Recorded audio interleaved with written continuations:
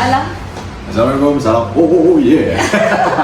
Okey, kita baru habis sahaja reunion ya. Reunion cikgu, Episod reunion. Ramadan kali ni. Episod segmen Ramadan insya-Allah di bulan puasa ni. Banyak yang kita sembangkan secara general dan pengalaman sepanjang berpodcast. Betul. Bersama dengan cikgu selama 4 episod.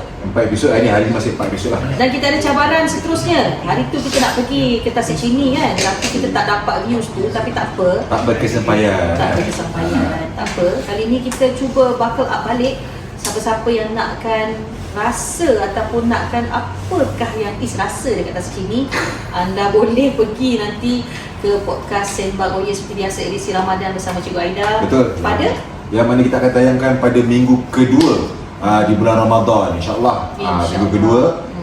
Bila korang tengok video ni is very, orang kata very relax, very cool. Kita buat kat studio baru. Lepas tu kita punya sharing session, ada petik, ada jentik sikit berkenaan dengan Ramadan, tentang sihir di bulan Ramadan, benda mistik di bulan Ramadan. Kita nak tahu juga. Dan paling best is kita banyak berborak. Last tu lah ending borak pasal naga.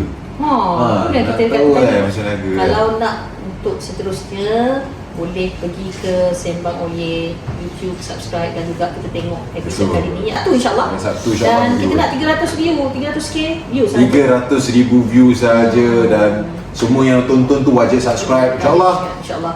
Start je lepas raya.